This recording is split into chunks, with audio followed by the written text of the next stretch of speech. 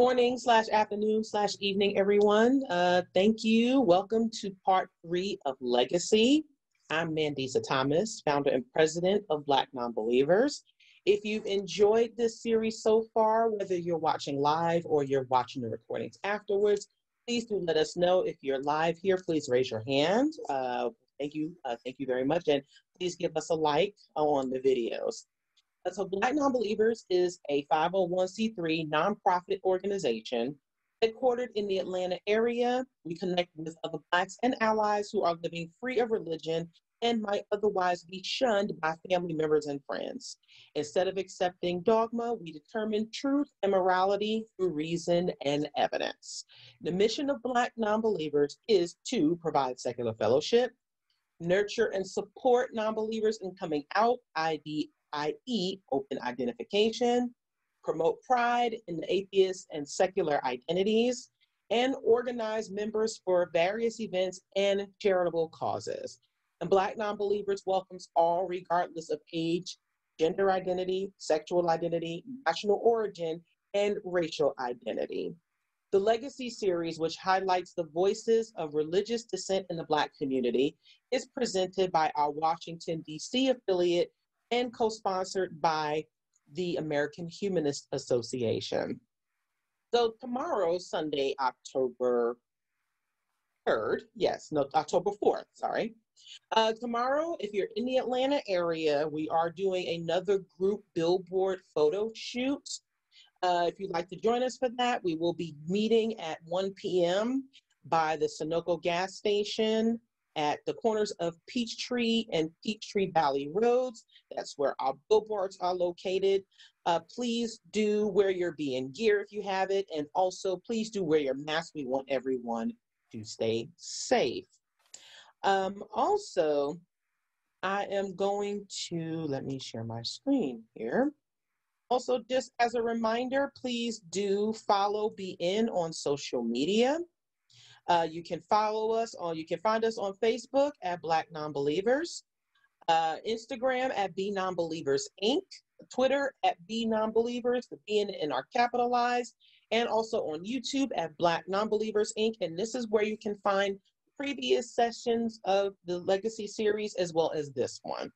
And of course, we encourage you to donate and support BN at first and foremost our website at BlackNonbelievers.org. There is the recurring contribution option available. You can make your contributions monthly.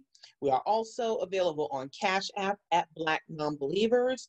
You can also request a foundation giving donation to us.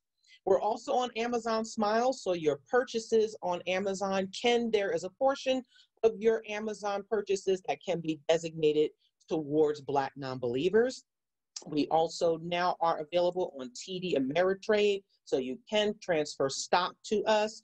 And you can also donate through your various workplace charitable giving programs.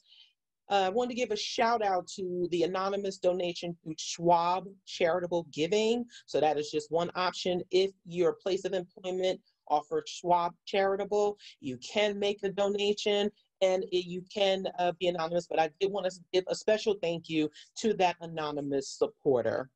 Also, we have more upcoming events. We hope that you will join us for our 10th anniversary celebration in January from the 15th to the 17th.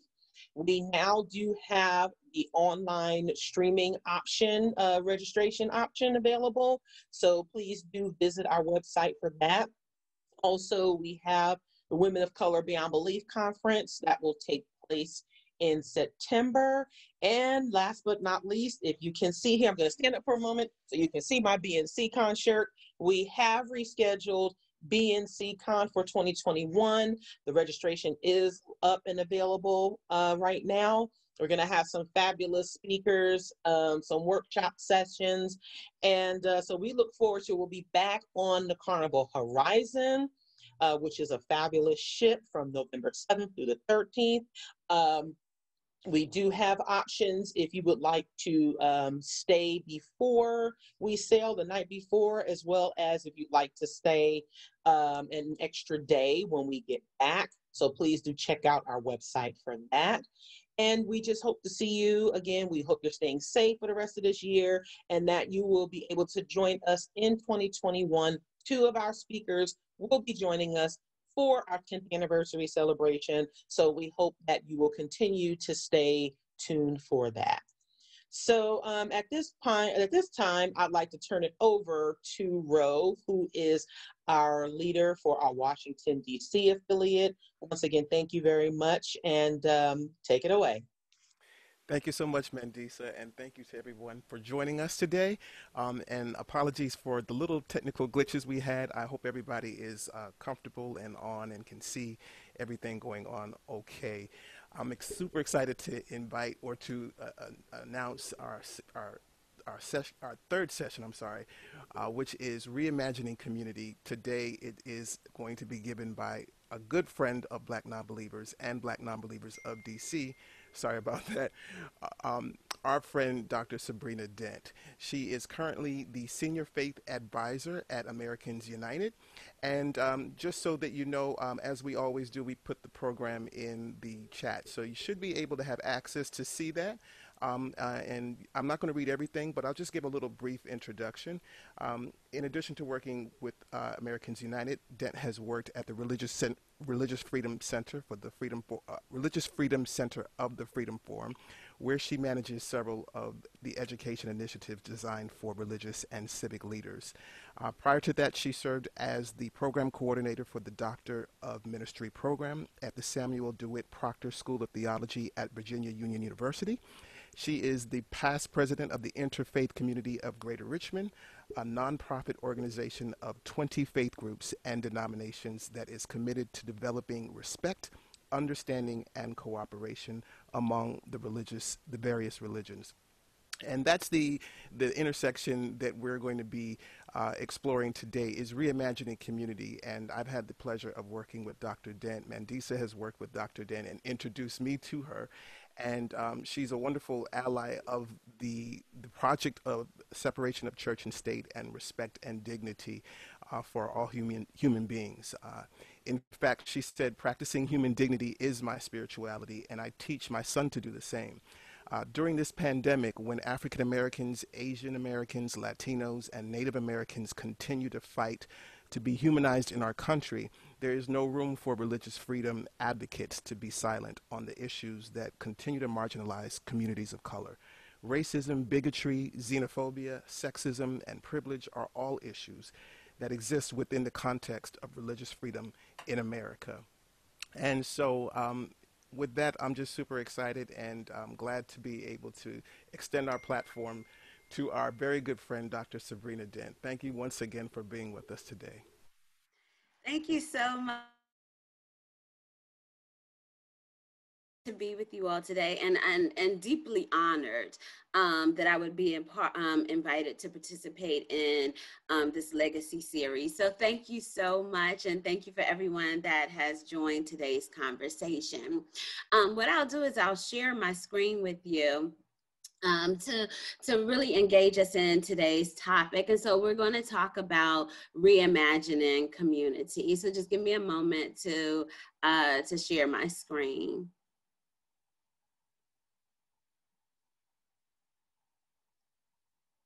Okay, so like I said, today's topic is reimagining community. And so I have centered here a photo of some of my friends that I have on my journey learned to reimagine my community as it relates to the people that hold me accountable and hold me in care.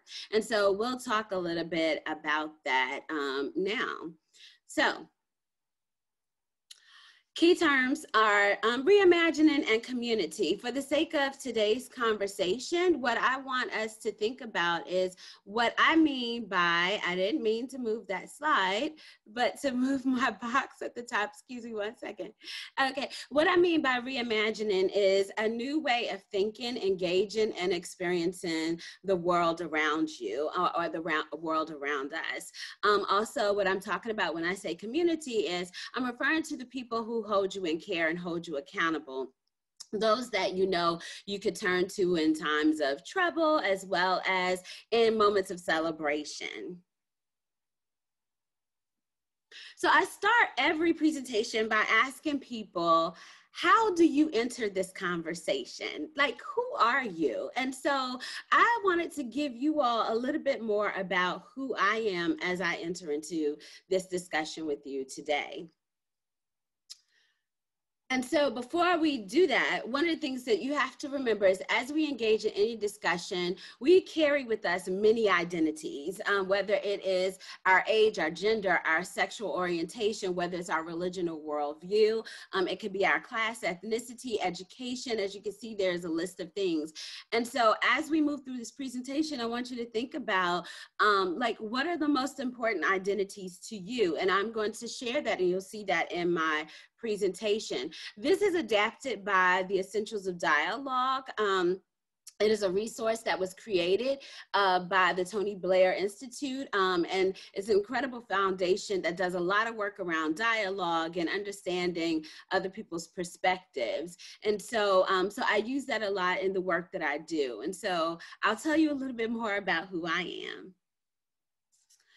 So first of all, I am a Black mother. I am the mother of a Black son. I am a native of Petersburg, Virginia. I will tell anybody that my son is my favorite person in the world. He is a big part of my community. And so I often center myself and center the conversation by saying, this is who I am. But this is not all of who I am. My foundation is my family. So I am the daughter of Thurdell and Larry Dent. I'm a native of Petersburg, Virginia, very proud to be a native of Petersburg, Virginia. It is a predominantly African-American city. There's a lot of history there. The siege took place there. So there's a lot of rich history around racial tension, as well as economic inequalities that are happening. So there's so much that I could tell you about my hometown, but also I am the sibling of LaQuinta and Stephen. As you can see, my siblings are pictured there with me when we were younger, as well as I am the granddaughter of Geraldine and Kiever Dent. That is my father's parents. And I am the great granddaughter of Bishop Howard Dent, as well as Sister Mary. Additionally, I am the granddaughter of Rebecca Fleming. Rebecca Fleming is my mom's adoptive mom. Her biological mom is Mary Bass, who is also my grandmother. I share all this because it's important to know the layers of my identity in which and how I come into this conversation. So I say more about this to add that I am the daughter of a Pentecostal preacher. My dad is a Pentecostal preacher. My grandfather, Kiever Dent, was a Baptist deacon. My great grandfather, Bishop Howard Dent, was also a holiness bishop, and he founded a church in Reduco, North Carolina. But in addition to that, I am also the great granddaughter of an AME bishop from Africa. So there are layers to my identity. But then I'm also, like I said, the granddaughter of Rebecca Fleming, who was not a very religious woman, and she was one that didn't take any stuff from anybody. So I have the fabric of her in my being as well. So my religious communities of influence have been shaped by many different things. So you see pictured here, this is my childhood church in Petersburg, Virginia. This is really critical that I bring this up because it is the foundation. Like I said, I come from a Pentecostal household. My dad was a preacher, so I had a very strict upbringing as it pertains to what I was able to do. Below that picture, you see we're pictured with my mom at a Pentecostal conference that took place in Richmond, Virginia. And so a lot of my childhood was wearing clothes like that, and being with my mom and being with my dad, because my entire life as a child was either church, school, or Girl Scouts. But that helped shape me into that was my foundation, but eventually it moved me to see this this like word art image that you have before you that identifies who I am now. I identify as a spiritual person. I have been a part of many different communities, some of which who stand out in this image that you see. So yes, I was raised Pentecostal, but eventually I ended up in the Baptist church. I was once married to a Haitian Catholic. I also practiced Scientology, and I was a big part of an interfaith community, and even at one point ended up in Kojic. And yes, there's a difference between the different denominations of Pentecostalism as well. So, and then also I practice Buddhist meditation with my son. I'm very intentional about bringing my son into the spaces in which help shape who shaped me as a spiritual being. But there were many precipitating events in my life that helped me to get here. So you saw my foundation, but then you saw the image that I put up before you. So how did I get here? So here are a few precipitating events that took place in my life. One way in which I've learned to reimagine community was being at Virginia Tech. At Virginia Tech, I engaged a new community. In the picture, you see, there's a lot of my friends from when we went back to a Black alumni event. That was very central to my identity at Virginia Tech. If you know anything about Virginia Tech, it's a predominantly white institution. At the time, there were 25,000 students there. Only about 1,000 of us were people of color. So we really held our community in care. A precipitating event for me at Virginia Tech was my freshman English class. I remember getting the syllabus and the professor saying that we had to read the book, The Power of Myth by Bill Moores. And I was like, oh, this is interesting. And then also he had us to read The Tao. And I was confused because that's not what I was expecting from my freshman English class. What I was expecting, I don't know, was more Shakespeare and some other pieces of literature. But he had us to read these books that helped us to look at religion. And for me, it was the first time that I felt like I had permission to look at something outside of my religion. So keeping in mind, I grew up Pentecostal, it was like fire and brimstone, heaven and hell. It was like the Bible, that's it. So to go into this freshman English class, where Professor Sean was saying, you know, I want you to read this. And I actually remember my final project in my final project for his class, I actually did research on Satanism and the importance of the imagery of the goat. It was like so much that, yeah, I was really liberated to do all kinds of research during that time. And I remember it made it easier for me to say to my parents, but this is a part of my schoolwork. This is what I have to do. So, so that was a precipitating event. Also, another was in sophomore year. My dad sent me a Talmud, and I was so confused because I was like, why is my dad sending me the book for the code of ethics or code of living for Jewish people? And it was baffling to me that, and he had it marked. I remember he had the section on the role of women marked for me, and I was just so confused. But again, I saw that as an opportunity to really inquire more, and it gave me more permission to look elsewhere. And then one of the things that helped me critically in helping me to imagine community and think about things is my undergraduate studies was in residential property management.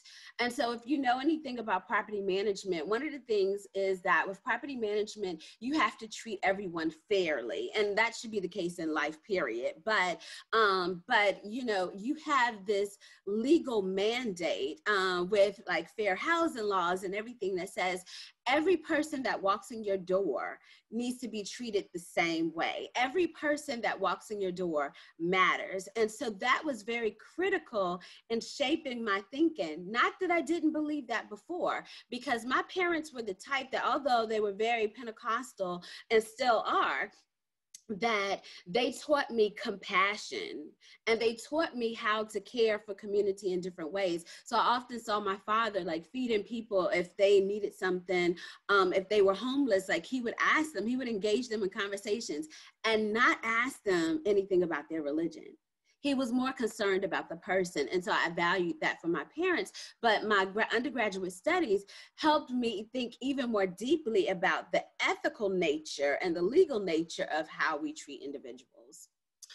Another precipitating event for me was moving to New Jersey. By this time, I was in my career of property management, and I was living here in the DMV area, specifically working in Maryland, and I was ready for a change. And my employer gave me the opportunity to transfer to New Jersey for a little bit of time for the summer. I was only supposed to be there for a summer, but I fell in love with New Jersey. So I stayed there for 8 years.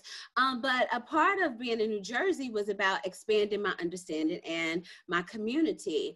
So the two images that you see here is the one image under New Jersey. You see some friends of mine, some of my girlfriends that I met when I became a part of a Baptist church in New Jersey. And they became really good friends. And they helped me to understand, reimagine community for me, because I didn't have any family in New Jersey. I was by myself.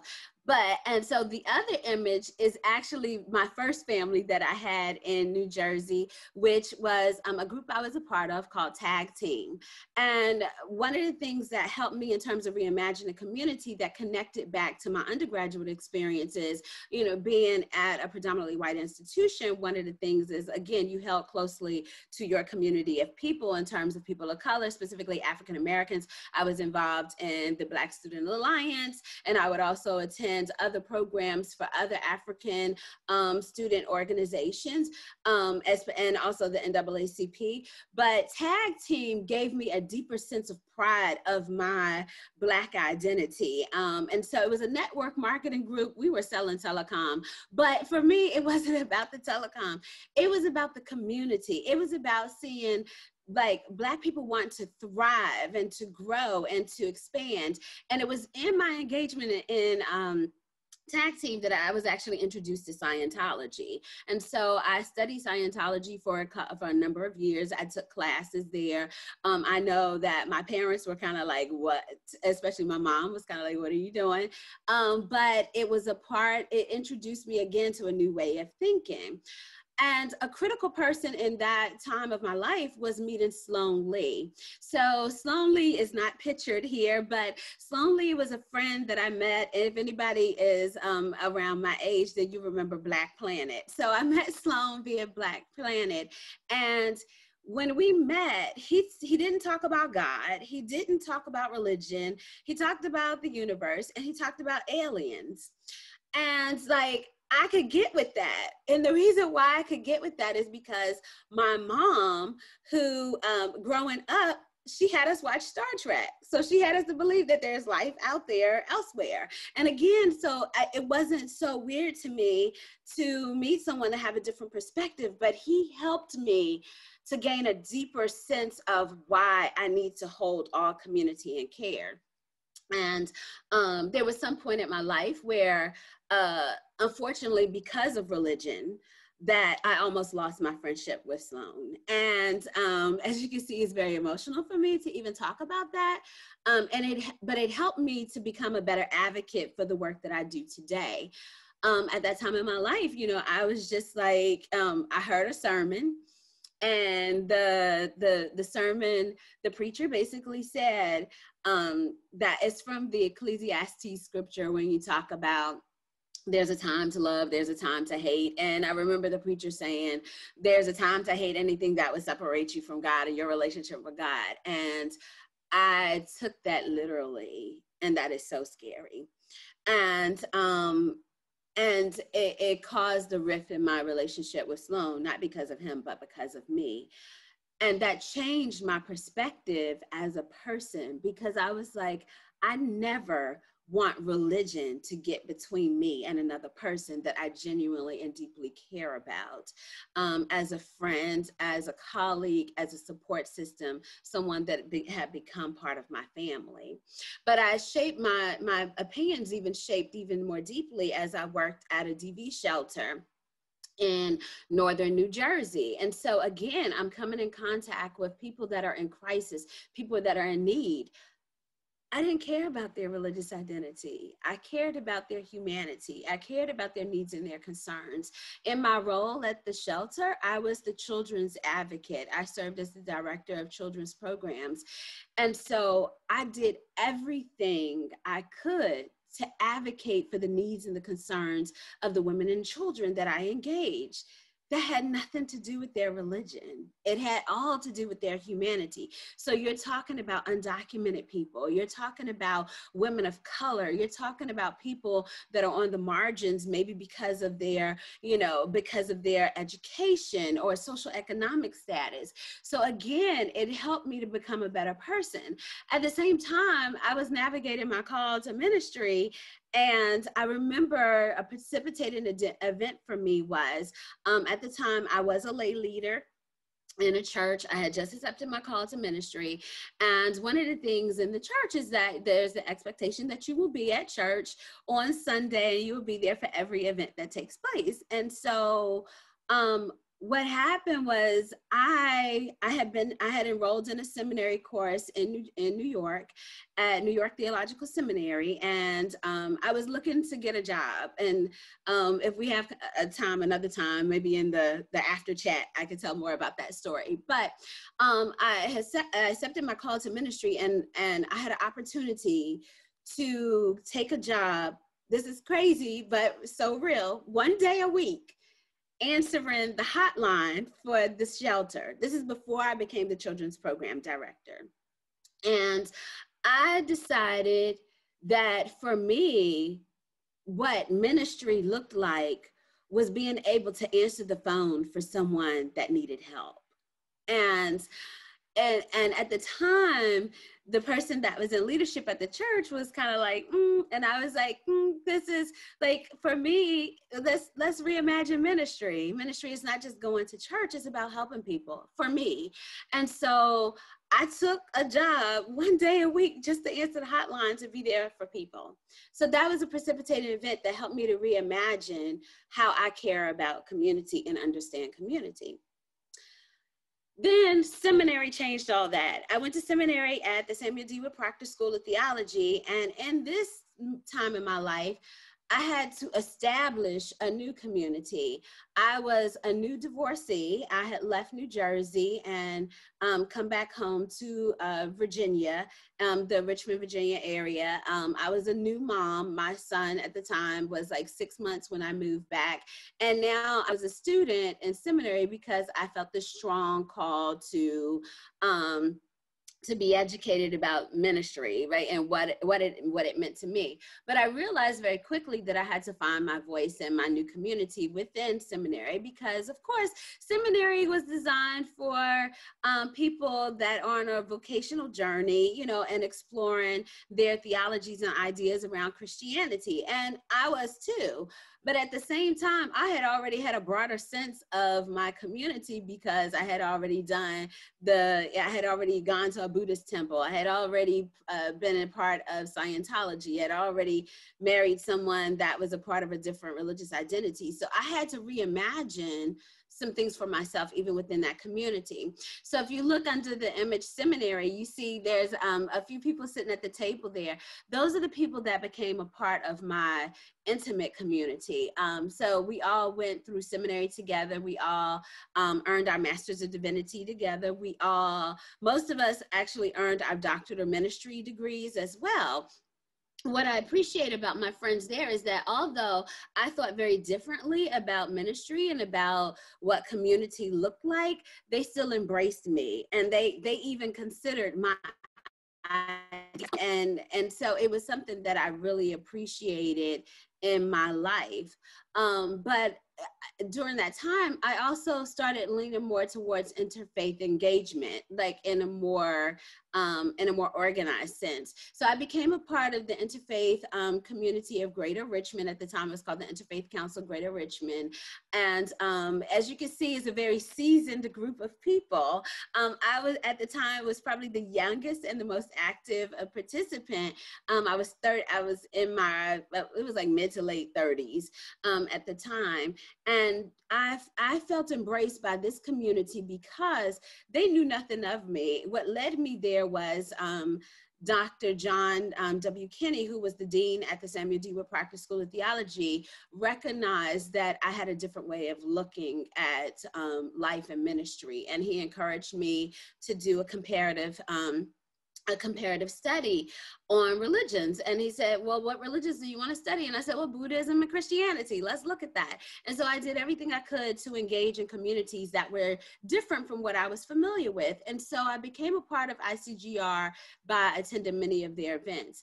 What I find fascinating about this community is that they embraced me for who I was, and they saw me as, they were like, whoa, you're really interfaith, not just in name, but you really practice this. And I was like, yeah, I try to live what I, believe. And so, but also it was fascinating because when I joined the organization, they had a policy that said, or it was like a guideline or a rule, I should say, that, you had to identify with one of the religious communities that were there. And I was like, I don't want to. Like, I don't want to be boxed in. And so they created a member at large category for me to even be a part of the organization. And then they were willing to vote me in as the president after I'd been in there for 2 years. So I served as president for 2 years. So again, I reimagined and I established a new community. But then I became a BJC fellow. And again, I had to reimagine my community. So the BJC Fellows is a week-long fellowship that's hosted by the Baptist Joint Committee for Religious Liberty. And so in 2015, they had an inaugural cohort of fellows, which I was invited to be a part of this cohort. And so that is where I really became an advocate for religious freedom. But I was challenged by the fact that there was this invisibility factor. Like, I was seen, but my story wasn't seen. And what I mean by that is when we were initially introduced to the information, it was through the lens, of course, of white America. And my concern with that was there was a brilliant book that we had to read that was written by Michael Meyerson, and the book is called Endowed by the Creator. And it talks about the brilliance of the founders in terms of writing this document around religious freedom and thinking about these ideas. And I remember saying to Charles Watson, who is the director of education at the BJC, he was the coordinator for the fellows. I remember, like, leading up to that event, I was reading the book and I called him and I said, Charles, did you read this book? And he was like, yes, I read it. I said, Charles, don't you think something's missing from this book? And he was like, I'm not sure. And I was like, Charles, this book doesn't mention that the founders of the founding framers were slaveholders. It doesn't mention this. It doesn't tell the story about Black people in America. Like, why is this not here? And Charles was like, Sabrina, the book is not about that. I said, but it needs to be mentioned. And so I struggled in my week at the fellowship, I struggled not because I couldn't embrace the ideas, I did, but my thing was, we need to retell the story of freedom as it relates to religious freedom in this country. And so I remember we had opportunities to, like, have some downtime.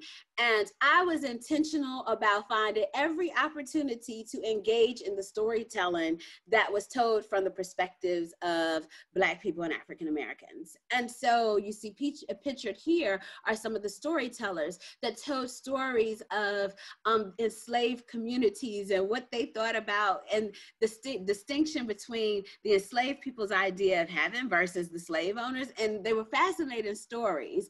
At the same time, I do want to point to a central figure that's in the middle of the group there, who is Gowan Pamphlet.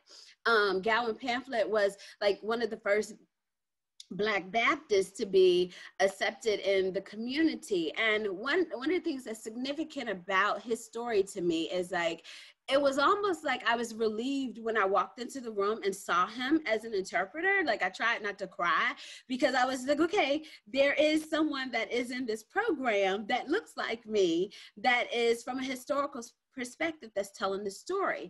But he told this story about like Gowan pamphlet and receiving the right hand of fellowship, and how like his religious community, you know, although Christians were saying, oh, you know, everyone's, you know, a brother, or everyone is accepted by the Creator, yet they were still dismissing a whole group of people, like several groups, not just Black people, because they didn't like Irish too. So, but it's important for me to point that out. But Gowan Pamphlet told the story about the right hand of fellowship, and how he made this argument to them that if you're saying that I am to follow this religion, if you're saying this, then you need to fully embrace me as a human being in this story.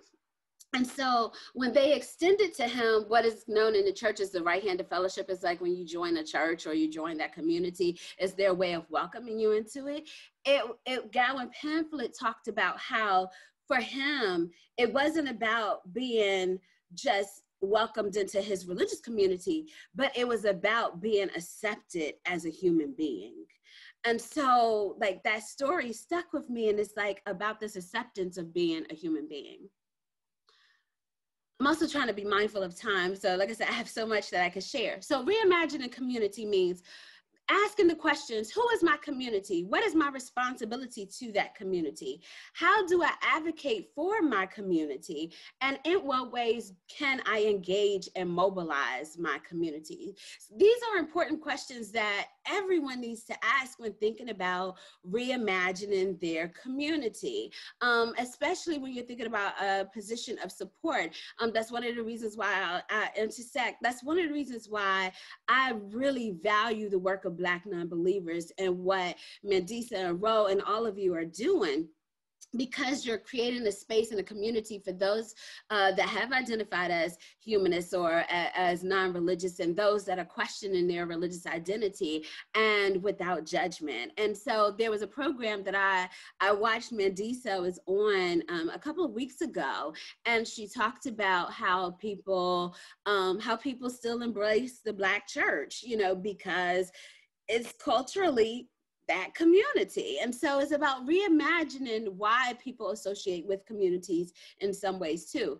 And I don't say that people should associate with a community that causes harm to them. Your human dignity matters more than anything. But that's something that you have to deal with for yourself, and say how much you're willing to tolerate.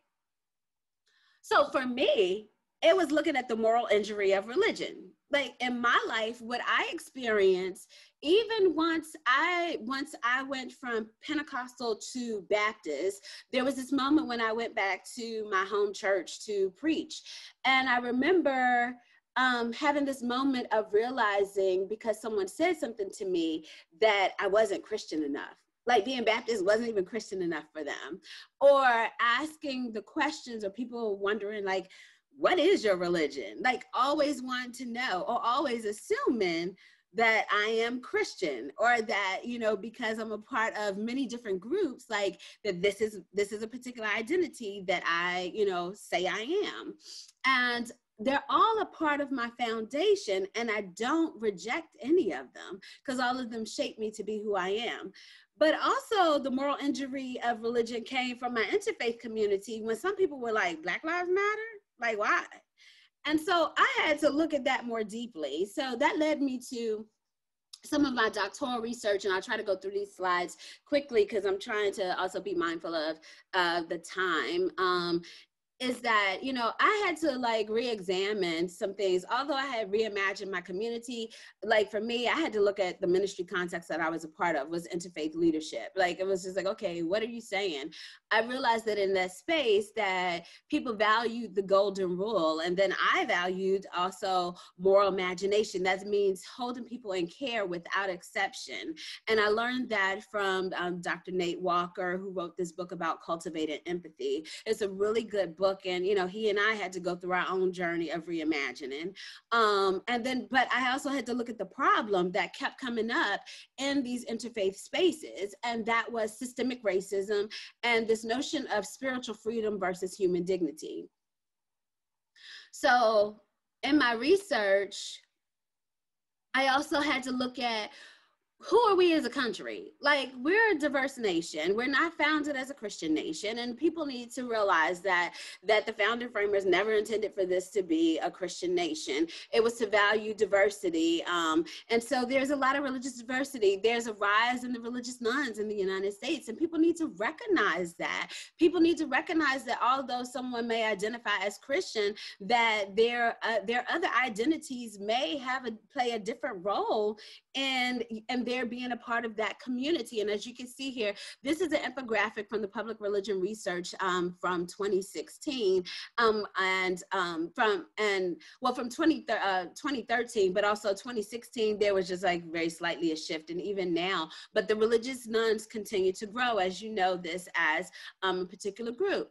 What the religious landscape in America in 2016 looks like, and it continues to image this, is that, again, a larger population of individuals identify as unaffiliated. And one of the things that I value about like education and being in the space that I am in now is that I can't remember what organization hosted this program a couple months ago, but even how they reimagine, like when we're talking about the nuns, we need to be very specific. Like, just because someone is unaffiliated doesn't mean that they're secular humanists or atheists or a free thinker. It's like, you know, that person, we need to give space for that person to self-identify. And so what you see is there's a change in the religious landscape. What the media wants you to believe is that there is this huge influx of Muslims coming into the country and that they're taking over. And that's not the truth. The reality of it is there's still a small percentage of those that identify religiously in America. And you see the same thing for Jewish and also for Buddhists, but it's we have to recognize, like, there is religious diversity in the United States, and it's only going to continue to grow. White evangelicals are shrinking, and so people are leaving their congregations for many different reasons. Probably some of the reasons why I left mine, but so it's important to recognize that.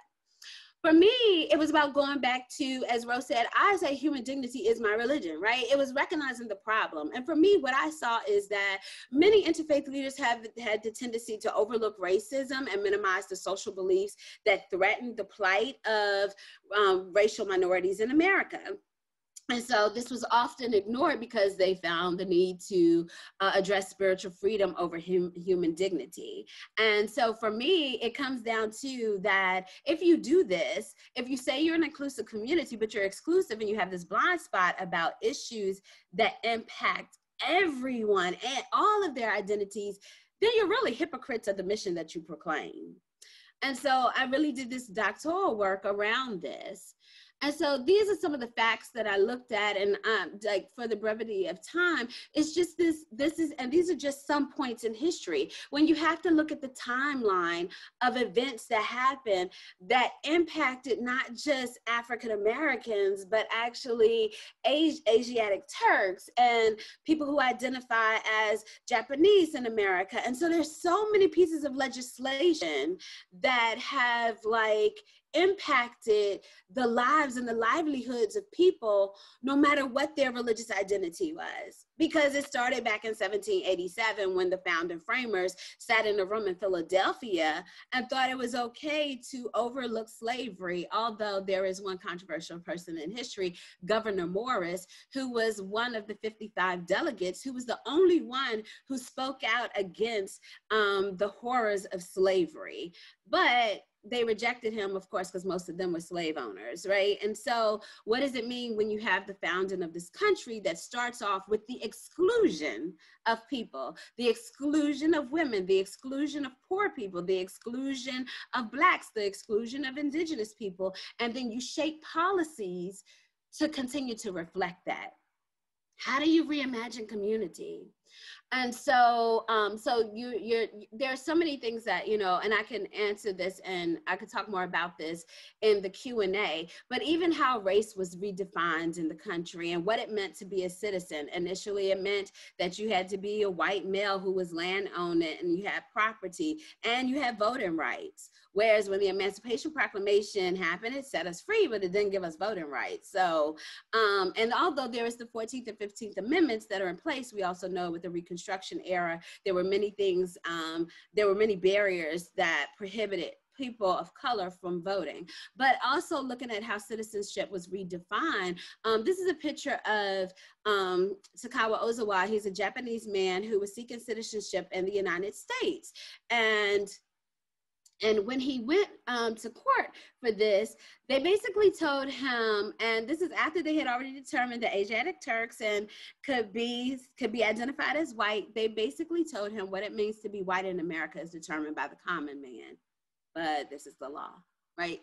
So there's so many layers that we could talk about here. So in my research to go through this, my thing was like, okay, if we examine the social beliefs of these interfaith leaders on the topic of race and human dignity, and if we help educate them about some things as it pertains to the legal construction of race and implications for religious minorities in America, and then if we engage them in diverse theological, political, and social and racial people from different backgrounds with different stories, then hopefully that will equip them to better address modeling compassion towards marginalized groups.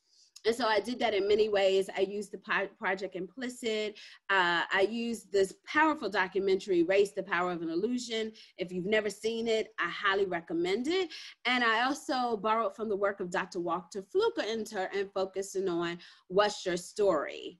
And so I felt like that would equip people to like make a difference in terms of their beliefs. Just to fast go forward through this, what I learned in my research was that, you know, a lot of people didn't think about the impact of these issues on communities of color and how it intersects in interfaith tables and why we should talk about this.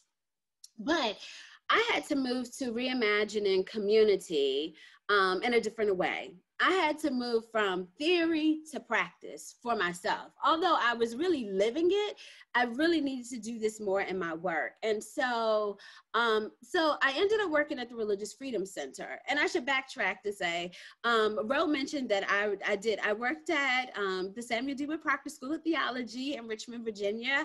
And it was a very special place for me to be a part of. And I worked very closely with Dean Kinney. And so before I ended up going to the Religious Freedom Center, there was this moment where, you know, I went to Dean Kinney and I said, you know, it's a long story, but I said to Dean Kinney, I had to go. Like, I left my job in Richmond, Virginia to come to Washington, D.C. And he said, why do you have to leave? I said, to go do my work. And he said, what is that? I was like, I don't know. And so I didn't know what my work was, but I was in a doctoral program and I was like, okay, that's going to be my work. That's what I'm going to focus on. But the language that I use is I really believe that the universe like provided opportunities for me to engage. And so someone from the BJC who had observed me while I was there recommended that I check out this job for the Religious Freedom Center. So the Religious Freedom Center is a nonpartisan national initiative that focuses on educating the public about the First Amendment and religious freedom as a constitutional and human right. I left off right, excuse me. All right.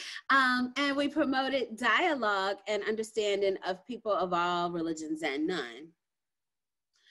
At the Religious Freedom Center, I had the privilege of working with people from over 30 different religious identities and none. We offered semester-long classes and week-long intensive courses.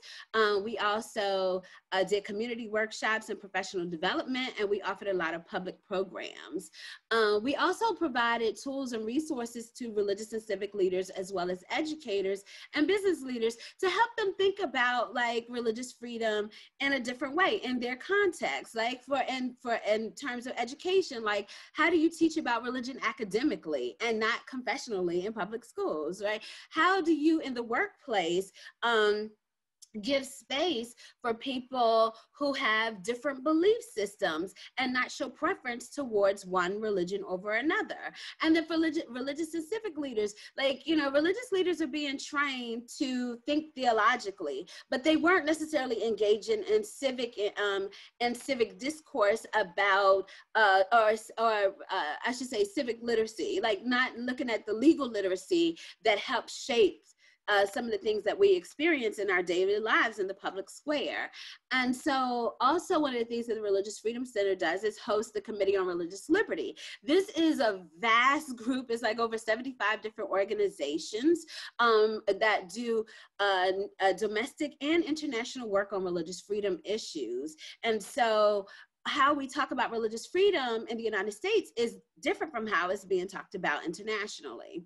And so this image here is a cohort of our students from spring 2017. When I started with the Religious Freedom Center, I was the education advisor. So I had the opportunity to meet and engage so many different people. I actually interviewed almost every student that came into our program. So it provided like this deep sense of appreciation for me to really learn more about people's stories, which also helped shape some of the work that I did in my doctoral research.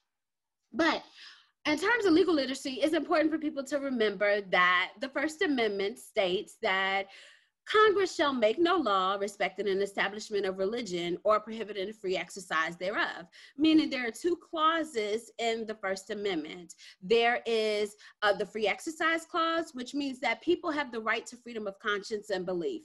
They have the right to practice a religion or not to practice a religion, and the government cannot interfere with that. The Establishment Clause basically says that the government cannot show preference towards any religion over another, and that those things should remain separate. And so, so the government cannot go into a house of worship and say, hey, this is how you should define a religious leader. No, that's not their business. So it's like, it has to stay separate. And so there needs to be a separation of church and state. But on a global perspective, we have to recognize that there is the Universal Declaration of Human Rights. And this is so critical because in the United States, we have the opportunity to practice our freedom of conscience however we choose, in many cases without some of the practices or the ways in which people are discriminated in other countries. For some people in other countries, it means death. It means to say that you're a non-believer could mean like the end of your life. To say that, and just think about somebody with so many intersecting identities. If someone is a Black non-believer that is also a part of the LGBT community, say for example, who may live in Uganda, right? Like there are so many risks to that person's life. But what the Universal Declaration of Human Rights says is that everyone has the right to freedom of thought and conscience and belief. They have the right to change their minds as individuals or even as a community, and to do so in public or private. And so this is critical for us to understand that this right exists, but the application of it in many countries does not. And that is a problem.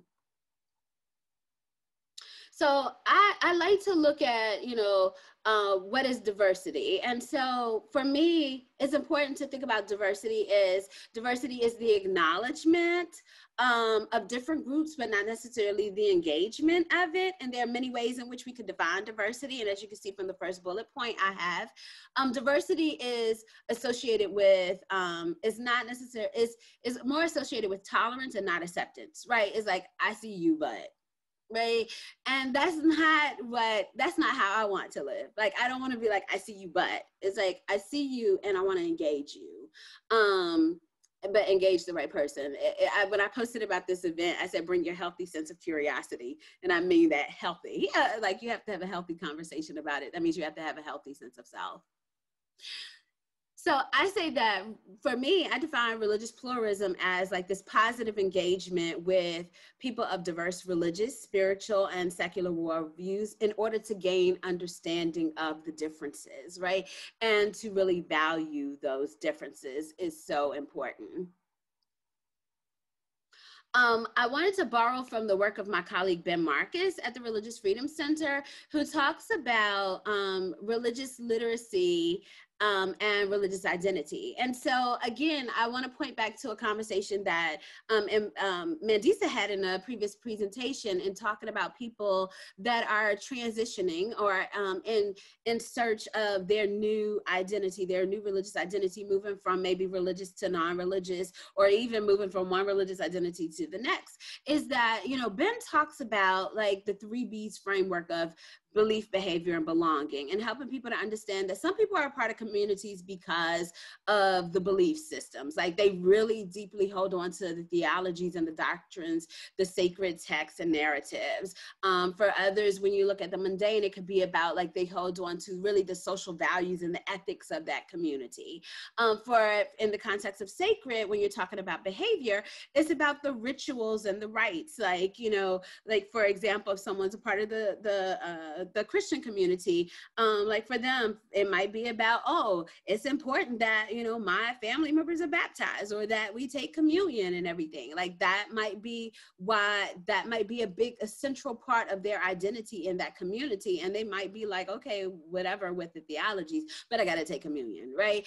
Or it could be, and you look at through the lens of the mundane, that it's about the habits and the daily practices that one does. But then there is this whole thing of belonging, which brings us to this thing of community, right? It's like, in terms of belonging, some people identify with communities because of a transhistorical, transnational community for them, that it's there is this deep embeddedness as far as the culture and related to them. There are many people that are in congregations and houses of worship and communities because of the cultural connection, not necessarily because they buy into the theologies. And that's one of the things that I appreciated about Mr. Wright's presentation last week, and how he shared about his many different identities. And, you know, he talked about how communities and how some people, again, sit in spaces that don't necessarily affirm who they are, but because it's the space that makes them feel comfortable. Like for me, like I don't necessarily go to church. I usually go if a friend asks me to support something that they're doing. Like it has to be a significant event, such as if they're getting like ordained or something, because I want to support my friend. But when I'm there, yeah, I love the music. Do I necessarily agree with some of the words? But no, the music speaks to me because we come from a culture where music is central to our being. So,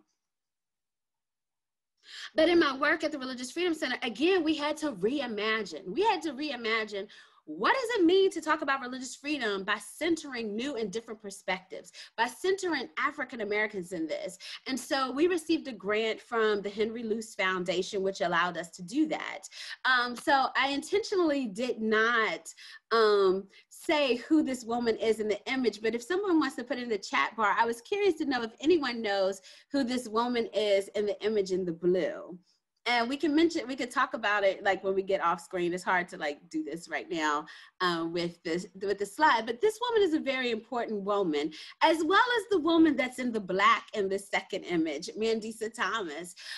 So in 2019, when I was working on this project, and I'm still leading this project on religious freedom, African American perspectives, my thing is every time I engage in a conversation, my thing was, who's missing from the table? Who's missing from the conversation? So when we had our first public program, we had Dr. Brad Braxton, who led the Center for African American and Cultural Studies at the National Museum of African American History and Culture. Please pardon me, Dr. Eric Williams, if I stated the name of the center wrong, but he was at the Center for at NMOC. And so we had him as an expert. We had Dr. Yolanda Pierce, who's the Dean at Howard University School of Divinity, and we had Dr. Corey D.B. Walker. And so we're centering African American scholars on this topic to talk about religious freedom, because the way religious freedom is spoken about is from a different narrative in the global sense. But it's like we had to help people reimagine what this looks like as far as us. And so I was glad that in June of 2019 that Mandisa was a part of our panel, which was titled Disrupting the Narrative, Centering African American Perspectives on Religious Freedom. My thing was like, we need to bring in a non-religious person to be a part of this conversation. People need to see that not every Black person is Christian, right? That there are Black Baha'is, there are Black Buddhists, there's so many different identities. And so Mandisa's voice was critical to this conversation. I see that something came up in the chat and I can't see what it is, Rose. So if I'm short on time, let me know and I'll move faster. Again, disrupt the narrative.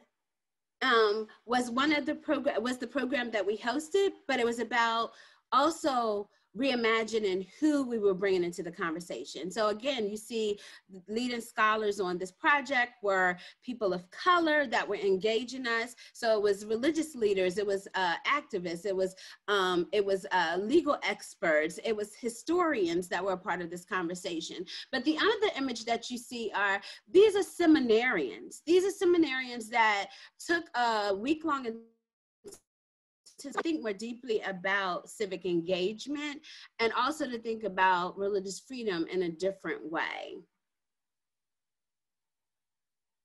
And I'm gonna fast forward through this infographic, but it's from Pew Research that, shows the religious diversity among African Americans. And I also believe that in my work, I talk about dialogue and how it's important that if we're reimagining a community, that we need to engage in dialogue and understand that dialogue is an encounter with difference and it's a process of understanding. It's not about engaging in a debate with someone. A debate determines that there's a winner and a loser, and that's not what you're seeking to do. You're seeking understanding. It's not a mediation. It's not about weighing the options. It's not about conflict resolution. It is really about gaining understanding of someone's perspective. And again, you see, this is from the Essentials of Dialogue, which is by the Tony Blair, or Generation Global, which was the Tony Blair Faith Foundation, has this resource and it's available online for you to use. And what I often help people to understand, and I'm grateful to my colleague, Reverend Kristen Barrington, who introduced me to this work of dialogue, who helped people to understand that when you're engaged in dialogue, it doesn't mean that you have to give up your deepest beliefs. It's just it's a specific type of conversation where you're engaging and thinking deeply and differently. And so I really believe that dialogue is important because it challenges the narratives that promote binary views, them versus us. It also helps you to critically think about issues, domestic and global. It's also about engaging confidently with genuine curiosity, again, that healthy sense of curiosity with those who are different from you, and as well as understanding their perspectives and understanding that we are complex individuals and that, we have many different identities and that we belong to many different communities and we've had different experiences. Each one of you have had different experiences, even within the community that you're a part of today. And so we have to acknowledge that. And so these are the 5 skills of dialogue, of having an open attitude, that, coming in with a healthy sense of curiosity, listening for understanding, and also asking open-ended questions, not with the intent to cause harm, but to really understand that person's perspective and speaking from the I perspective. I probably said it a couple times during this presentation. I was like, for me, ministry is, for me, this means this. So I'm speaking from my perspective, although I come from a larger community. And I know there are times when I will have to speak, because I will be representing a community, but I think that is important that we speak from the I perspective and responding to the things that the person shares and see how it connects with us. And then also reflecting on our role in the dialogue. Like, what did we say? What was our body language like? Were we listening? Were we, all of those things are important. What questions didn't we ask that we could have asked to help understand our new community? So the last thing, this is really important. What's at stake? The issues. Again, religious freedom. There are many different people and things that shape and influence our understanding about religious freedom. And so I'm gonna go through these. One thing is I want people to understand that the state of the First Amendment is something that people need to be aware of, is that, 71% of Americans can correctly name, at least one First Amendment freedom. There are also 29% that in this survey that was conducted by the Freedom Forum Institute, which is connected to the Religious Freedom Center, is our parent organization. They did this First Amendment survey in 2019, and they found that 29% 29% of people could identify freedom of religion as a right. And I thought that was very interesting because they had over 1,000 respondents. And so when you think about how people like to throw around, I have the right to religious freedom, but not everybody can name, it as one of the first freedoms, that's something to think about. But what scares me on this slide is the bottom point, is that 29% of Americans believe that the freedoms of the First Amendment go too far. And when you think about it in terms of the intersection of people of color, it's like we have really used all those freedoms to leverage our identities, whether it was in the press, whether it was in talking about our freedom of conscience or a connection to our religious communities, also in terms of how we've used speech and how we've used petition and how we've used protest. Like all of those things are, or assembly as is defined, are critical for us to think through. And so the fact that people think that it goes too far scares me as a woman of color in America. So what's also at stake is this. The Public Religion Research Institute did a survey in 2019 that focused on, they asked this question in their survey of like, how many how many people believe that small business owners had the right to discriminate against people based on their religious beliefs? And so when you look at the numbers from 2014 into 2019, it is astonishing, but at some degree also it shouldn't be too surprising for when we look at the state of affairs in the United States, especially keeping in mind what happened between 2016 and what's happening now. But this is a concern for me because people are then saying they have the right to discriminate against people based on their religious beliefs. So that's something that is at stake, which then brings me more into my practice, right? So I'm now with Americans United. We are a nonpartisan education and advocacy organization, and we were founded in 1947 by religious leaders. Now, just so you know something, that the majority of supporters for Americans United are non-religious people, but we do have constituents who are also religious people. But the focus was to defend the separation of church and state. This was really central to looking at private schools receiving public money as it related to the Catholic Church. And this is a historic case that happened. And so that's really how Americans United really jumped onto the scene. What we believe is that religion should never be used to cause harm or to discriminate against a person.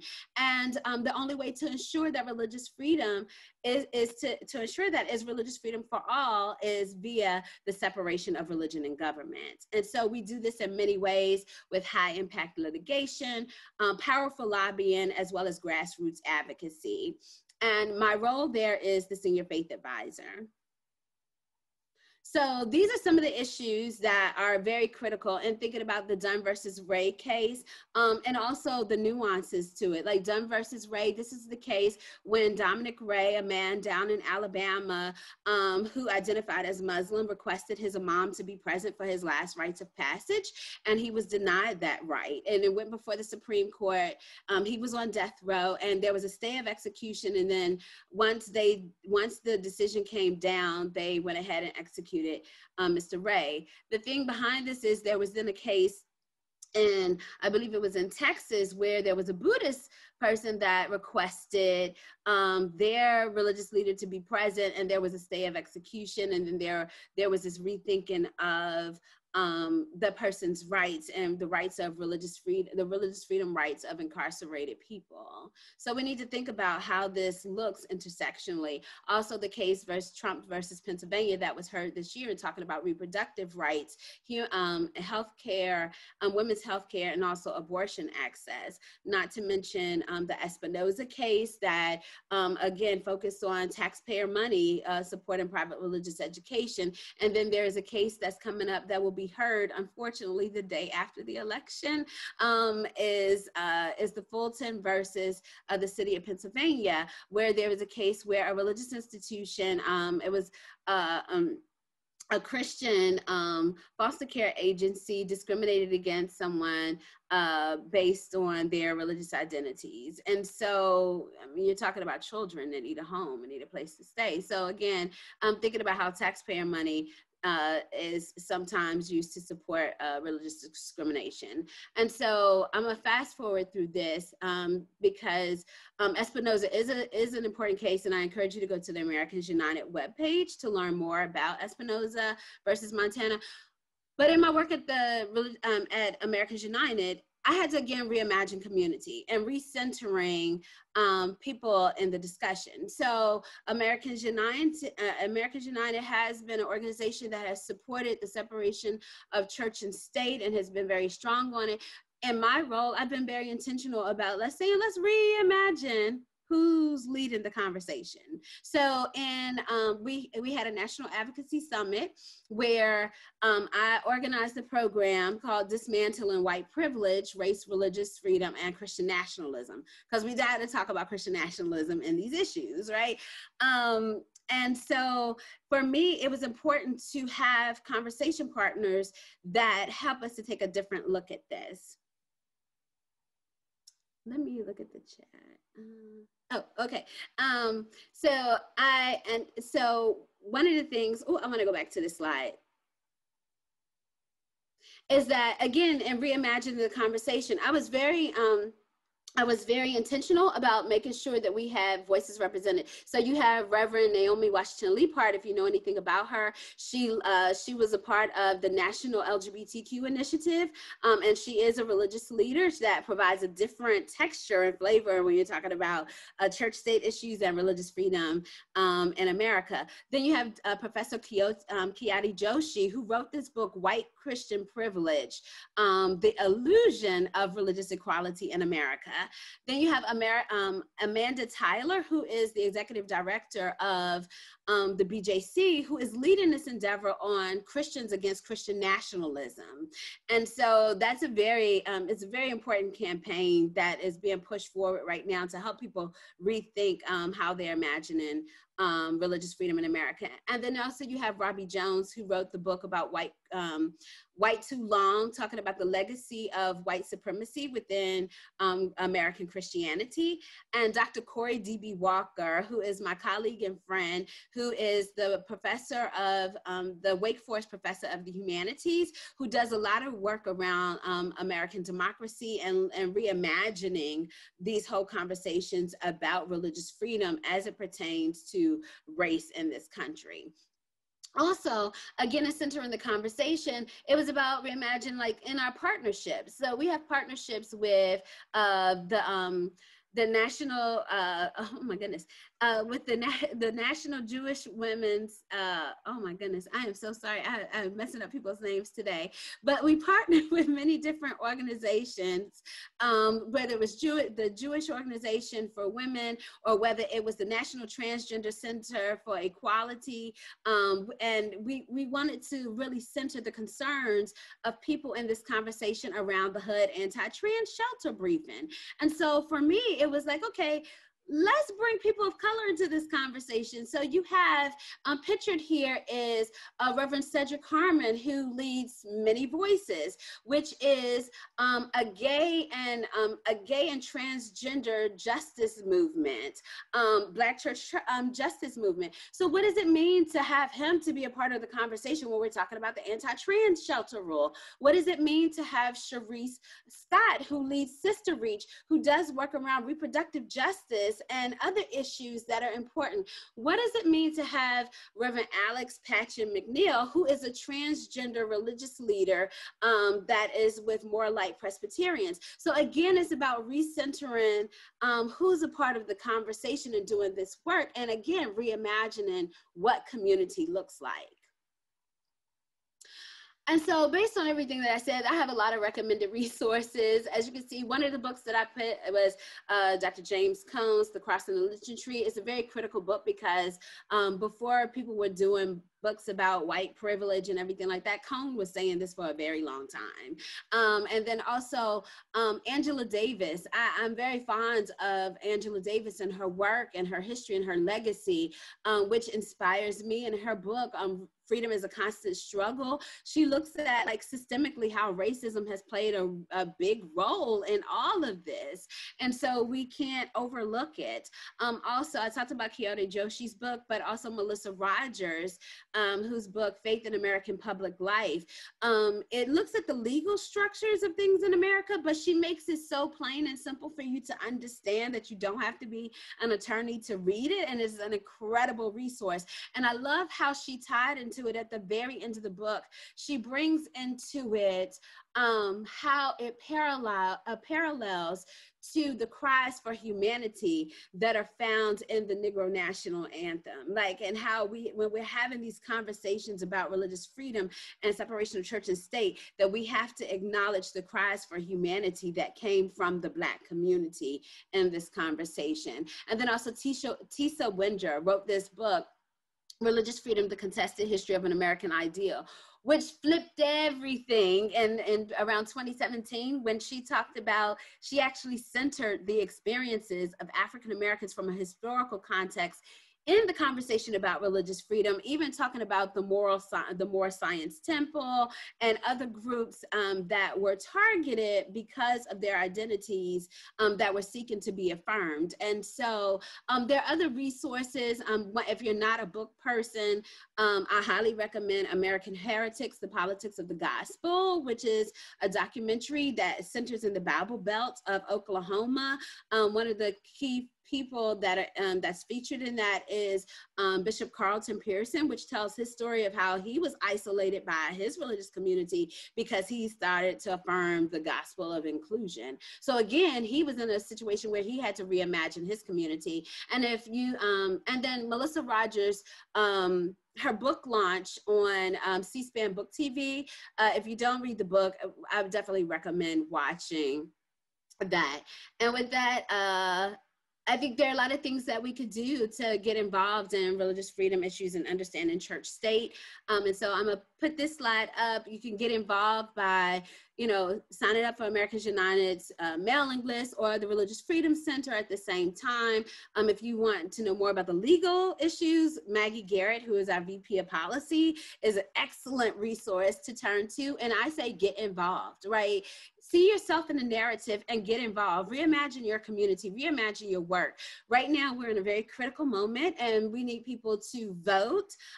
Although I know historically there have been lots of implications, and the 2016 election, certainly highlighted that, but it's important that we are engaged and we vote and that we are counted in the census. And that is so important, the census is important because of the funding for organizations, the funding for public schools, the funding for our communities.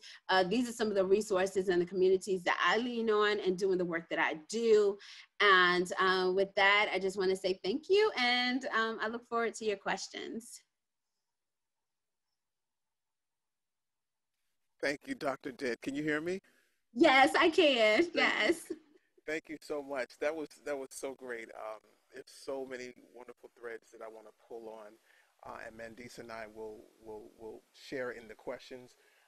This is going to be a conversation that we'll have a little bit here. Okay. So we'll spend another 20 minutes or so here, just kind of going a little bit back and forth.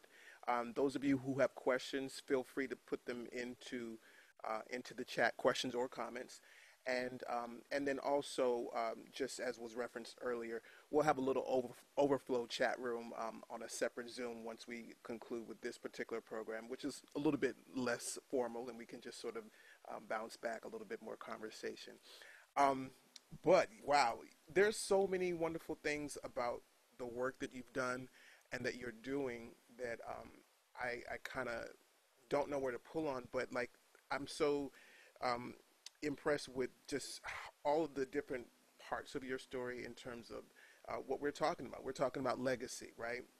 And we're highlighting dissent throughout, the years in our community.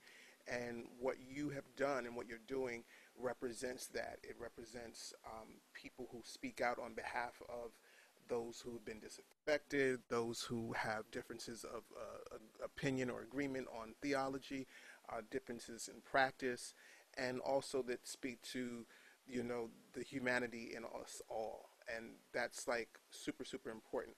I wanted to ask you one of the questions that I have so many. I want to go back to the friendship that you mentioned, and if it's not too personal or too, problematic, just, stop me. But you mentioned something about losing friendship with the friend Sloan you mentioned, and how that opened your perspective on I guess certain boundaries that you probably, didn't realize were there or that should have been there to protect the friendship from going, to the wayside. Can you just talk a little bit more about some of the other lessons? I know you kind of briefly talked about it, but can you share a little bit more about some of those insights? Yes. So, I mean, Sloan was a very important person and still is a very important person in my life. And we don't speak as frequently because I respect like where he is right now in his life. So, but we communicate and it's not too personal because I actually wrote about it in my doctoral document. In doing our research, we have to share about our spiritual journey. So like some of the lessons that I learned from that is one of the things that I thought was so beautiful about our friendship is that Sloan would he was very supportive of me. Like he knew I was a part of a Christian community.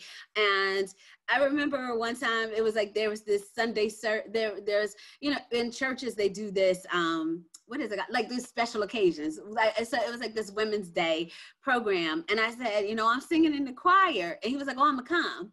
And I was just like, I'm singing with the choir. I'm not doing a solo.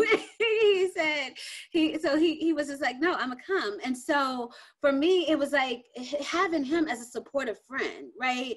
It's like I should have recognized like the support that I had from him as a friend and not created this barrier or boundary between us because of something that a religious leader said, right? Like the religious leader said it's a time to hate. I'm like, how do you hate your friend? But I took that literally in the sense that because also to flesh that out a little bit more for those that don't understand, like when you're engaging in your call to ministry, like you're discerning your call to ministry, it's just like you're trying to figure out like what fits in my life and what doesn't, and what and there's a certain image, right? Like this role, right? There's a certain image that you have to have when you're a part of a religious community, and it was just like, oh, okay, does this fit within that? And so it was like Sloan taught me to like let that go, right? It was just like that didn't matter. And I today, like I can speak in many different spaces because I can connect with many different audiences, but it's like, it's like I'm going to define myself for myself. It's like, going back to Audre Lorde's quote of like, not allowing other people to define you, because then you get crushed into their fantasies of who you are, right? And then you're disappointed. So like Sloan taught me that. He taught me to value friendship, value like your support system. Who's the person that's supporting you regardless, no matter what happens. And to almost lose that friendship, it was devastating to me. Like a year later, I went back to him and I reached out to him and I was just like, I feel like you're mad at me. Like we hadn't been in communication for a year, and I reached back and I was like, I feel like you're mad at me. And his first question to me was, what do you want? Because that was one of my last questions to him. And so I took it. Right. I took it. I was just like, I deserve this. But what I learned is that I would never, ever allow religion to get in the way. And I also think this is funny. And I need to bring this up to point back to this. I think it was funny because like with my upbringing, especially Pentecostal, my parents were always like, my dad was famous for quoting Amos 3:3, can two walk together except they agree, right? He was like, do not be unequally yoked with unbelievers. And I was like, that's what I had to that is what I had to live by. And so, it's like, yeah, I have this person in my life. And when I say Sloan was a friend, Sloan was someone that I loved, right? So it was just like, it wasn't just a friendship. So it was like, when I thought about that, but in the back of my mind, I hear my parents, right? I hear that, I hear them saying that scripture. And I hear my mom, no matter who I brought home, right? It was always like, is he saved? And I'm like, doesn't matter. He likes me. it's like, I like this person. So that played a big part of it, and like that played a big part of it too. But today, my mom, Sloan is like one of my mom's favorite people. And she was just like, and I respect where he is, and he is married today. But my mom at one point said to me, she's like, I thought you were going to marry Sloan. I thought you were going to end up with Sloan, because that's how strong of a bond we had with each other. Like, even when I was in a tag team, he supported me. So I learned support. I learned that it's not worth it. Like, that's why I'm a human dignity advocate. It's not worth it to lose somebody that cares so deeply about you. Yeah, absolutely. Absolutely. Mandisa, did you want to take a... Yes, and thank you once again, Sabrina, for joining us. You are now one of my favorite people. And so, I highly encourage folks to really get to know you and the work that you do. So a question I have is, do you think that you said you came from a very Pentecostal and very strict upbringing? Do you find that there are some things that you may be subconsciously carrying with you in your adult life? Oh, yes. Yes. Because once that is embedded in you, it's sometimes hard to it's hard to divorce some of those things. And it's because it was like, and I'm literally doing this for a reason, because it's almost like beat into you. And if my mom is watching this, I'm sorry, Mom, but it's real, right? It's like, it's really beaten into you. And so one of the things that I often think about, which from my Pentecostal upbringing, I'll say this: I have brought with me respect, and this is the language that I use as far as my spiritual identity, is respect for spirit and for the spirit world. Like, whether it's the ancestors, whether it's like the creator, like however I use it, I have respect for that. But I've recognized that it's not limited by the definition that was given to me at an early age, right? Like, I remember when I went into the Baptist church, and it was so interesting. Like, I remember going to the Baptist church, and the pastor said, you already have the Holy Spirit. The Holy Spirit is already with you. And I was like, wait a minute. Like, in the Pentecostal church, they had me in this room tarrying for the Holy Ghost like all night. And I was just like, they told me I didn't have it. So it's just like, from denomination to denomination, there was this different thing. And so I had to reimagine that. So I was just like, how do I reimagine that as it pertains to many different religious traditions, right? It's like there's room and space for all of that. So yeah, there are some things that I carry with me. It's funny because my child, I would actually identify my child as like spiritual borderline, almost like humanist, non-religious, because he didn't grow up the way I grew up, right? And so the way I'm raising him is different from how I was raised. So there are things that I know from my upbringing that he's like, what's that? Like, so, there are some things that I carry with me, or like, I know church etiquette. Like, he knows how to act in certain space. Like, he knows to be respectful in spaces, but I know church etiquette.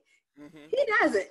Like, he's like, what are they doing? Yeah. Why are they doing that? Why are they screaming? I was like, that's a good question, buddy. I don't know. I was like, but I actually, I'm just kidding. I do know, and I try to explain it to him, but I was just like, there are different ways in which people express their freedom. So yes, so there are a lot of things that I carry with me, and that's the thing is, and sharing with non-religious people, I think it's important for people to know that when people are transitioning from religious to non-religious, to practice compassion and care towards those people, because those are things that they carry with them. Like, the traumas of our childhood do actually carry with us into our adulthood.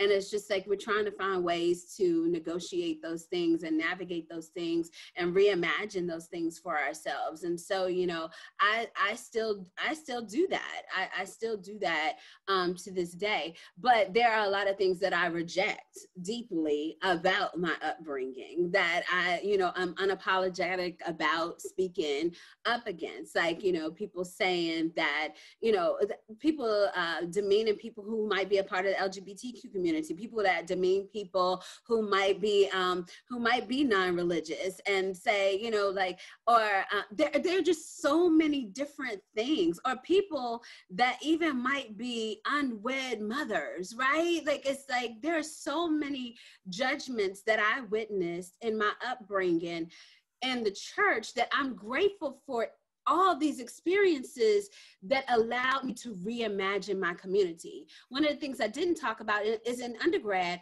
In undergrad, one of my roommates was a Black Muslim. So again, it helped me to reimagine, like, you know, living with someone that had different religious identity. My other roommates were Baptist. So again, reimagining what that looks like. So there were just so many different things. And I think it's important for us to do that in every stage of our lives, to reimagine what our community looks like. And if you don't mind, one more thing I want to say is, like, I wholeheartedly, oh gosh, I can't get emotional on a webinar. Like, I wholeheartedly and like appreciate my reimagined community as it relates to the two of you. And I say that because, like, you know, I had some difficult moments in 2020. And I remember Ro reaching out to me and, like, you know, on social media, and we would be, you know, sending each other messages back and forth. And then how, you know, I talked about, Ro, how your song like inspired me and just encouraged me. And Mandisa, how like we would be texting in the middle of the night sometimes to be like, girl, take care of yourself. You know, it's okay. You know, it's like, you know, or like, you know, just reaching out. And so again, reimagining what community looks like. And that has been my experience my entire life, that for me, I felt like the universe introduced me to people, whether it was Sloan Lee or whether it was the cable guy that told me that Mary and Jesus was married. And I was like, what? I never heard that before, right? So it's like, you know, again, this reimagining of community and the people who hold me in care, right? I had to in order to really survive and to thrive and really become who Sabrina is, right? And what Sabrina looks like and who Sabrina looks like in private and in public, and whether I'm engaging people through the Religious Freedom Center or through Americans United. It was just like, I had to reimagine that. That's so poignant, you know, like the idea of, you know, religion, for whatever the faith is often so rooted in like a fixed sort of representation of whatever the facts and theologies are, and it doesn't allow for people to feel that they're permitted to take new information in and grow and adapt to their life as they start to see it and realize it. And reimagining community is what we are all doing. We're constantly all doing that. Black Nonbelievers is what that is. Like Mandisa reimagined community and said, there's a way that we can make some better steps or make more steps to have better lives and to see ourselves in a positive and affirming light. That's like what it is, you know. And for all of our different communities, you know, these are things that just grow and grow as we grow and grow. You know, maybe just one other question that I have before we, you know, kind of put a pause on it, and then we can chat a little bit more on the other side. Is I shared a similar experience. You mentioned something about going to school, or at some point when you were younger, you know, being sort of approached by people who challenged whether or not you were saved and so forth. And I had a similar thing. I grew up as a Moravian, and you know, I'm a musician, and I played in churches for 20 years in ministry, but which in a number of different black denominations, like the American Black Church, but Moravian is not that, and so the tradition of our services and the liturgy and stuff that we have is very much not a black church. And so I remember like joining choirs as I started singing more here in Washington, D.C., and then when I went to Boston and meeting other singers and people, and, you know, all of us had sang in churches and choirs and stuff. And people would say, you know, what church, you know, did you come from, or what's your Right. background? And I would say Moravian, and they would be like, is that Christian?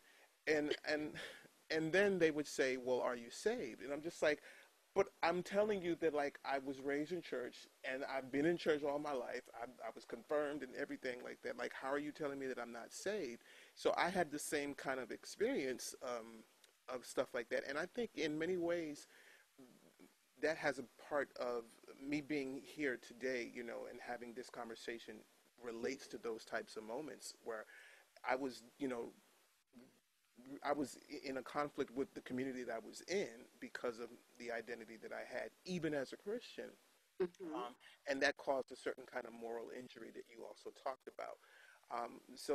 What I wanted to just ask as we close is on the topic of atonement. I like to use that word atonement, and you talked about certain things, the 3 B's, and you talked about the skills of dialogue. Given some of the more rocky experiences that you've come through in the hills and valleys of your life, how do you see atonement in your life? How do you practice atonement towards other people? How do you accept atonement from other people? Can you talk a little bit about that? Oh, wow, that's good. That's a great question, right? In thinking about atonement. So I would say it is still a work in progress, right? I do it in many different ways. I do it through my work, through my writing. I do it through my advocacy and making sure that I'm centering people in the conversation who may look like me, who may not look like me, who might have identities that are like mine or different identities. Like I center them in the conversation. And I atone for that by speaking unapologetically about where I am right now and why it's important to think intersectionally about these issues, right? That to negate the experience of anyone, any human being, is to negate their existence in life. And so we have to make sure that we're making space for those stories to be heard, the stories to be told. As it pertains to my religious community that I grew up with, one of the things that I'm intentional about is, I know a lot of times when I post things on social media, I post like all the events that I'm ever a part of, just because I want to create an opportunity to invite. I've intentionally tagged people onto it, not to cause a rift or cause problems, but to say, I'm inviting you to be a part of this conversation. One of the things that I was intentional about this summer was I had this roundtable discussion of religious leaders, because I was like, you know, at AU, my focus is faith organizing and outreach. So I'm reaching out to many different religious communities. So one of the things was, it was like, you know, in order for me to do this, I need to hear the concerns of those communities. I can't just be prescriptive and say, here, let's talk, like, we want you to talk about church state issues. I needed to hear how church state issues are impacted and religious freedom is impacting those communities. And so in extending that invitation, I intentionally invited the current pastor of my mom's church to be a part of that conversation, because I know that there are not a lot of Pentecostals that are involved in that. And I wanted her to be able to hear like the stories of other people where we can find common ground. Like no matter what the theology is, that there are areas where we can find common ground. When you're talking about public schools, like, and funding, think about public schools include everyone, like no matter what their religious, everyone, people from different economic backgrounds, people from different cultural and religious backgrounds. So it's like when we could talk about that and center those issues, and I'm inviting you to be a part of that conversation, I feel like those are ways that I can atone. The ways that I receive it is moments like this, right? Being recognized by Black non-believers as a trusted voice to be a part of this conversation, to be affirmed in that way and to be received in that way is atoning for me. It is helpful, and it's a reminder to me that I'm not in this work alone, no matter how I identify that, you know, I have a community of people that are supporting me and that, you know, and that are holding me accountable, right? Because I from the times that I've engaged with both of you, it's like, you know, I want you to hold me accountable if you ever see a time where, you know, I'm not addressing the concerns. So I think atonement looks different in many different ways. And it's also showing up in my advocacy work, right? Like speaking up and taking action, like not just as an employee of Americans United, but as a citizen, being engaged and actually doing the work. And I do this because I genuinely tried to practice what I say. Like I really wholeheartedly try to do that. And I'm very imperfect as a person. I was like, but I was gonna say all my relationships could speak to that. No, we all got the stories. So you are no right. But it's also the last part of atonement is remembering that moment of moral injury that took place in my home church that reminds me why I do the work that I do. When I'm reminded that I was not received by someone that was a religious leader who told me I wasn't, like the words actually were, you need to get out of the Baptist church and come back to God, right? So to be told that in that space reminds me why I have to continue to advocate for everyone, like of every worldview, every perspective. And sometimes that means even when people are not advocating for me. And that's because that is what I believe. I really believe in human dignity. Now, I do have issues with, some things right now. We're not going to go political. We'll wait till we go offline to do that. But it is important. And that is a part of atonement for me. And to pass that on and to give opportunity and space for other people to be a part of the conversation. That's how I see atonement. Wow. Thank you so much, Dr. Dent. Thank you so much to everybody who's joined in today to be here for this conversation and presentation. Thank you to the AHA for co-sponsoring the Legacy Program. And thank you to Mandisa Thomas as well, my wonderful co-host who's always here. Before I sign off, I just want to let you all know that we put the link once again in the chat so that you can join us for a little extra conversation afterwards. Mandisa's also put a number of links for Dr. Dent's work, and you really should get to know or continue to get to know her and the work that she does and this particular organization among others, because this work is, we are all a part of a fabric that's working on these issues. So continue to get to know her. Mandisa's also put a number of other links for Black Nonbelievers up there. I'll just turn it over to Mandisa just to make a few closing remarks, if you'd like. Yes, thank you once again, Ro. And thank you once again to Sabrina for joining us for this installment of the Legacy series. It was a pleasure having you. It was a pleasure hearing your perspective and hearing your voice and talk about your work and your background and your upbringing. So once again, please do join us for, the after show conversation. And please do visit our website at BlackNonbelievers.org. Please do register for our 10th anniversary celebration and for the other events that we have.